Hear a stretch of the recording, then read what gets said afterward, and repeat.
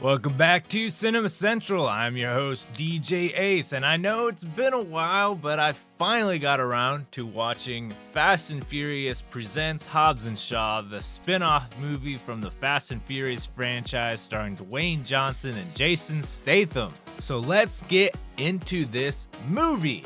Hobbs and Shaw is the summer blockbuster that we don't need. It's the one we deserve.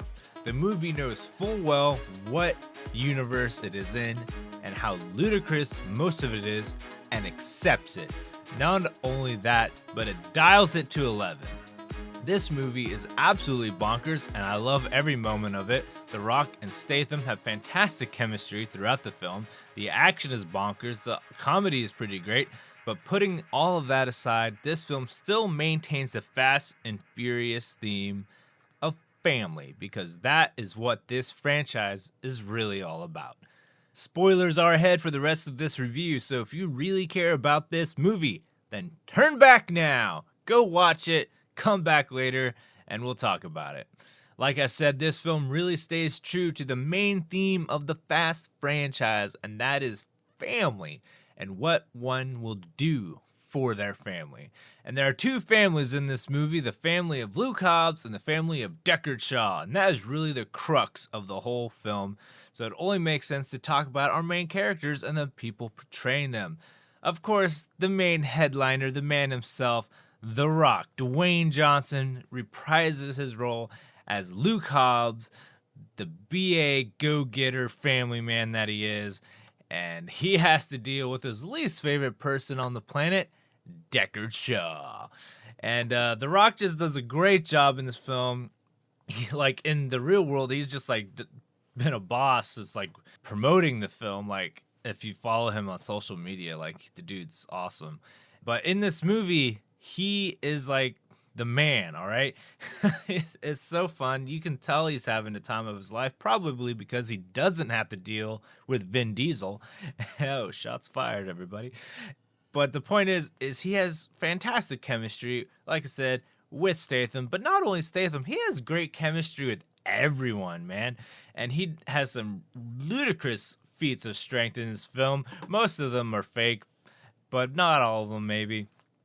And I think it was just a really fun journey for The Rock in this film, just like getting him to dig deep into his own heritage, because there's this whole section of the film that takes place in Samoa, and it's really touching, and a whole lot of interesting things happen there, like with his family, like this huge family, and him having to like reconcile with his father, his mother, and whoever else he's related to all these people. And yeah, it's just a fun ride for The Rock in this film, and Luke Hobbs as a whole. I would say that he has a fair degree of character growth in this film, but he's not the only one with character growth. We delve into the storied history of Deckard Shaw in this film, portrayed by, once again, Jason Statham, and he has to deal with The Rock, also least favorite person. And like I said, the chemistry between the two is fantastic. Like, they just really just play off each other really well in this film.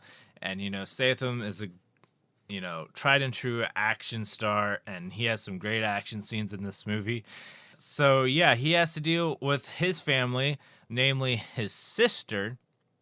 One noticeable thing that was quite absent from this film, of course, was that his other brother, Owen Shaw, who was in Fast 6 and Fast 8, was nowhere to be seen, and it's very confusing, especially when at the end of the film he utters this line about having to kill his own brother, which made no sense because last time I checked, Owen was actually still alive. So that was a little confusing. I read a thing online that maybe he was talking about the fact he killed Idris Elba's character before. And so and obviously they were close. So I think that's probably more of the vernacular we were thinking when they said that line. So, yeah, he has to go and save his sister, Haiti, and she's played by Vanessa Kirby. And still talking about Statham, though, he has a lot of fun in this movie. and he has to reconcile with his sister because she like joined MI6 and hates his guts and everything, and but they were like real tight when they were kids, and like he has a bunch of these conversations with uh, his his mother Queenie, played by Helen Mirren, who's in prison. Which also, how did that happen? So there's a lot of like crazy things in this film that they leave unexplained, which really makes you wonder what time frame this movie's actually taking place. And like I said, Vanessa Kirby is in this film playing Haiti, Deckard Shaw's younger sister, and like she's really the plot for the whole thing. She's trying to save the world, and then these other two are getting dragged along for the ride. And no, she's great. She has some great action scenes in there, and she gets along well with everyone else in the movie. So, and then finally we have Idris Elba playing Brixton. He's the villain. He even says so in the movie. Bad guy, and it's just really fun. Idris Elba knows exactly what movie he's in. He knows exactly who he's playing, and he has fun with it. Like the whole Black Superman thing was maybe a little overplayed, but it was funny either way. And like he knows exactly what's up. And he's obviously serving some higher villain in this film. And honestly, it's pretty darn obvious who the villain of this film is. Like he's working for this crazy company. The entire film, I forget the name of the company because it's been a while since I watched it, to be honest. But it's obvious that the one pulling the strings is Cypher, the villain from Fast 8. She's still alive and well, so it's pretty clear that she orchestrated this whole thing. That's all I have to say about the actors. Action-wise, it was insane. Lots of explosions, lots of car chases, everything you need in a Fast and Furious spin-off movie. Probably the biggest highlight, of course, was The Rock like holding on to a freaking helicopter, like he with the chain and the helicopter, and he's like, yeah, and he's trying to like outdo Captain America, obviously. So yeah, that was fake, but you know what? It's fine. It looks cool anyway. Comedy wise, like the banter in this film was fantastic. And two highlights I have to point out. There are two surprise cameos, two people that The Rock's real tight with cameoed in this film. And they, of course, are Ryan Reynolds and Kevin Hart. They both showed up in this film. Ryan Reynolds playing FBI agent, and then Kevin Hart playing an air marshal. And they show up like just out of nowhere in the film. And those are probably two of the funniest parts of the entire movie, which is kind of sad when you consider they're not even like they're just cameos. So whatever, man, whatever. Post credits wise, there is a post credit scene. There are two post credit scenes, if I'm not mistaken. Yep, there were two, and they both were Ryan Reynolds talking to The Rock on the phone. So no actual teases for the rest of the Fast and Furious movie. So if you want to laugh, stay for the post credits. If you don't, then don't bother. And now the kind of cap off this review, I just want to talk to you a little bit about why is this movie considered a spinoff? Because it has Fast and Furious characters in it, but they called it Hobbs and Shaw.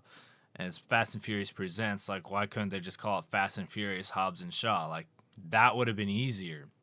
You know, so like, why is this like the Fast and Furious spinoff? Because I've been rewatching the Fast franchise actually, and it's like Fast and Furious 3 Tokyo Drift, that is entirely a spinoff. Like they like the main, like, dude, number 3 is so painful to get through. Like, I'm not even gonna lie right now, but because it's the worst one. But like the main character in that, like you never see him again except for like a quick cut they do in a future Fast and Furious film, right, to connect Tokyo Drift back into the rest of the franchise.